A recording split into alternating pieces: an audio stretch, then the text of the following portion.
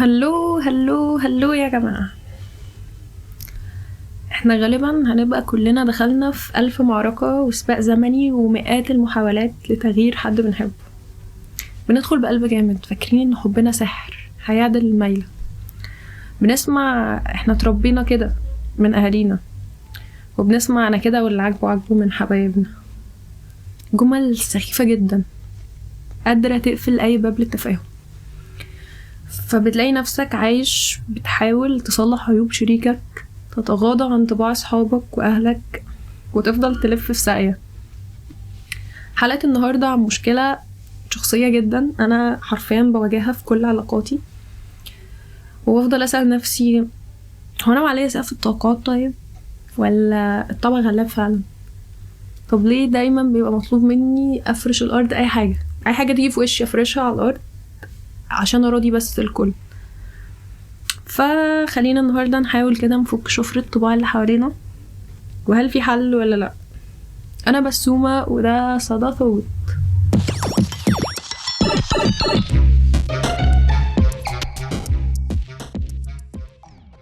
احب ابدأ بصراع الاجيال. انا بحس ان دي اكتر حاجة بتوجع، لان احنا واهالينا طرفين بنحب بعض جدا، خايفين على بعض قوي، بس للأسف مش فاهمين بعض. فهنا بتتخلق جاب كبيرة جدا، عملت مشاكل كتير منكدة على نص عائلات مصر. لو فكرنا شوية هنلاقي أهالينا معهم كتالوج تربية بيعتمد بشكل أساسي على فكرة الطبع اللي بيمشي.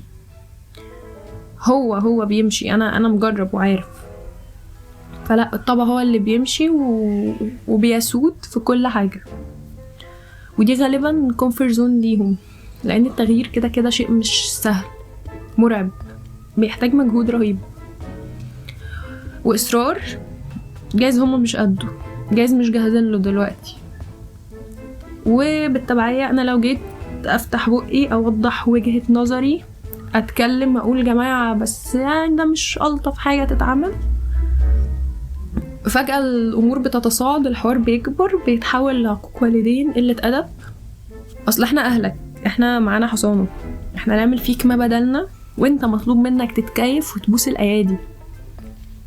فبتفضل الجاب موجودة وبتكبر مع الأيام والمواقف، وبتبدأ تاخد بالك انت من حاجة تانية مهمة قوي. هو انت وانت قاعد كده تنتقد الطباع اللي مش عاجباك، فكرت انك بقيت بتعمل زيها من غير ما تحس؟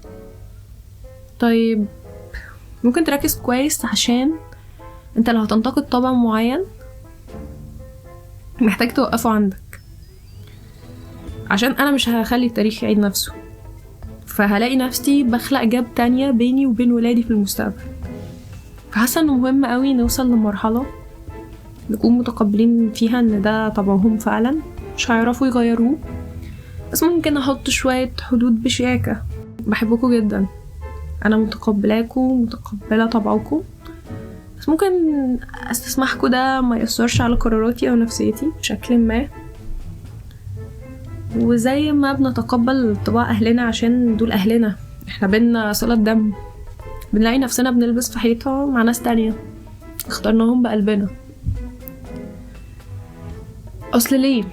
طيب بجد ليه بنحب نلعب دور المنقذ؟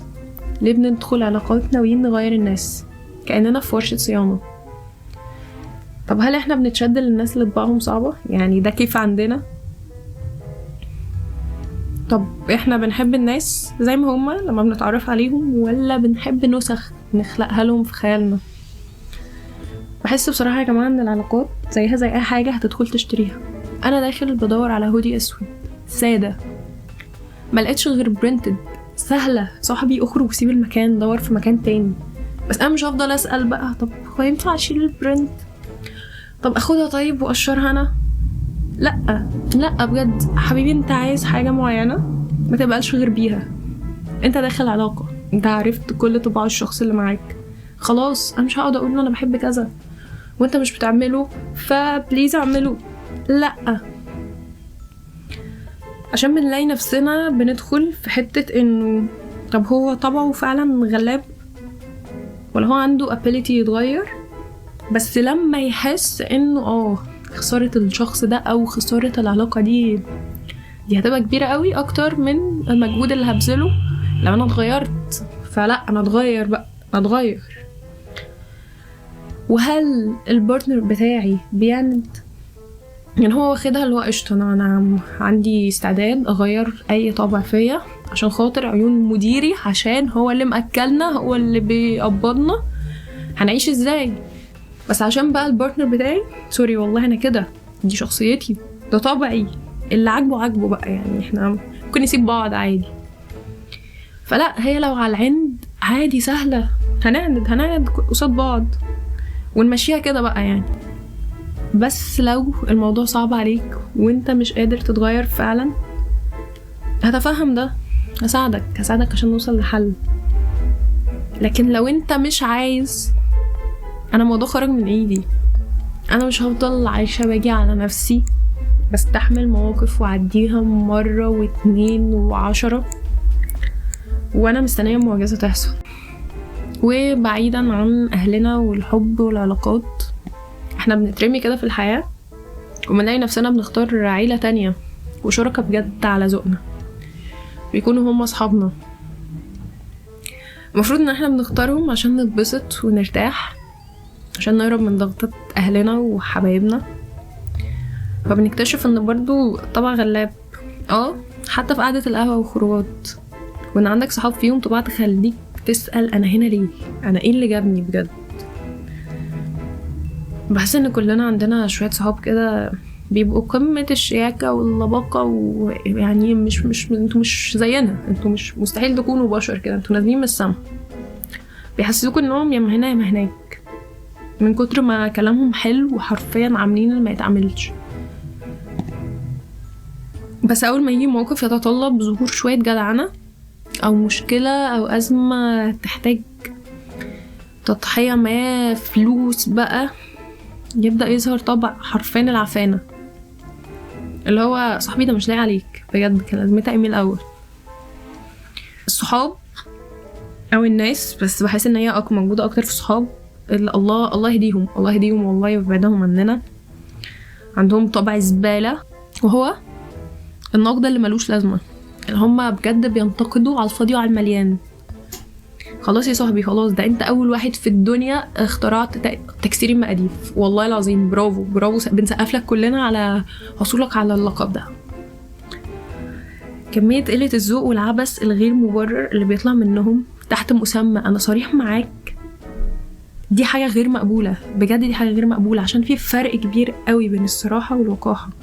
ومفيش اي حد له حق انه يقعد يلقح ويقول كلام يسم البدن، وما تيجي ترد عليه يقولك ما تعرف ان ده طبعي، انا مزوقش الكلام، انا صريح، انا اللي بقى حاسس بيه بقوله، برمي كلام دبش كده، بطلع زبالة. فلا يا اخي، غور انت وصراحتك في 60 ده. طب ليه؟ بسأل نفسي، احنا ليه ممكن نستحمل طباع زفت حرفيا لا تحتمل، يعني تكاد تكون اصعب حاجة في الدنيا، في ناس صحابنا لمجرد انهم 10 سنين؟ اصلا لحد امتى انا هفضل باقي على العشرة والسنين اللي بينا ومستحمل طباع فعلا صعب؟ وهل ده سبب كافي اصلا؟ يعني انتوا شايفين ايه؟ فانا في الاخر توصلت انه الطبع بصمة كل واحد فينا بيمشي يحطها كده في الدنيا، سواء في البيت، في الشغل، في علاقة حب. يا جماعة، طلع الطبع غلاب، الناس ما بتتغيرش ولا بالخناق ولا بالزن، كل واحد بيتغير لما يكون هو عاوز يتغير. اللي بيحبك بجد قادر جدا يطبع نفسه على اللي بيرضيك عشان بس يشتري خاطرك. فمع اهلك انت محتاج تتقبل وتعمل بس حدود على قد ما تقدر، ومع اصحابك هتختار اللي طباعهم شبهك فعلا، اللي هيهونوا عليك الطريق، اللي هيريحوك. ومع البارتنر انت مش مضطر تقبل حاجة مش في احلامك، انا مش هختار حد طباعه صعبة تزود عليا هموم الدنيا.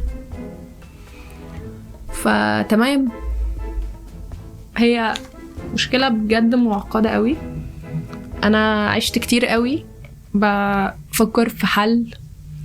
هل الحل في ان انا اللي اتقبل؟ يعني هي مشاكلي كلها هتختفي لما انا ابطل اشوفها مشاكل، لما اقول لنفسي انه تمام، محدش هيتغير عشاني، محدش هيعمل ده عشاني، محدش هيبقى كويس في تصرفاته اللي بتضايقني عشاني. فحلها ان انا اللي ابطل اتضايق، انا اللي اشوفها مش موجودة، انا اللي اتجاهل، انا اللي اكبر. فغالبا ده الحل. مش سهل خالص، عشان اكشلي انت بتغير انت في نفسك حاجة، وهنرجع لبوينت ان التغيير مش سهل، التغيير مش سهل ابدا. بس مهم قوي ان احنا نبقى قلبنا على بعض، وان اتليست علاقاتنا القريبة سواء اهلنا، اصحابنا، البارتنرز بتوعنا، نبقى في بينا common ground، بنقعد بنتناقش، فارقين مع بعض، بنشوف احنا مين بيضايق مين في ايه، عشان انت مش تخسر حاجة. انت لو بطلت تعمل حاجة هي بتضايق غيرك، ده مش هيقل منك، ده مش هينقصك اي شيء. فايه المشكلة؟ ايه المشكلة؟ التغيير فعلا مش سهل، بس في علاقات بتورثت، والله في علاقات بتبقى مهمة قوي ان انت لا تبقى باقي عليها ويفرق معاك الطرف التاني وتتغير عشانه. بس حاسة ان انا كده ممكن اكون اتكلمت يعني كل اللي عندي. اتمنى ان اي مشاكل بنواجهها related بالموضوع ده تتحل، نعرف نواجه، نعرف نتقبل، نعرف نغير احنا من نفسنا بالشكل اللي يخلينا مرتاحين، عشاننا مش عشان حاجة تانية. واتمنى ان اي مشاكل تانية بنواجهها في حياتنا برضو تتحل وتختفي، ان كل الناس تبقى كويسة ومرتاحة وبخير. بحبكم قوي. much love.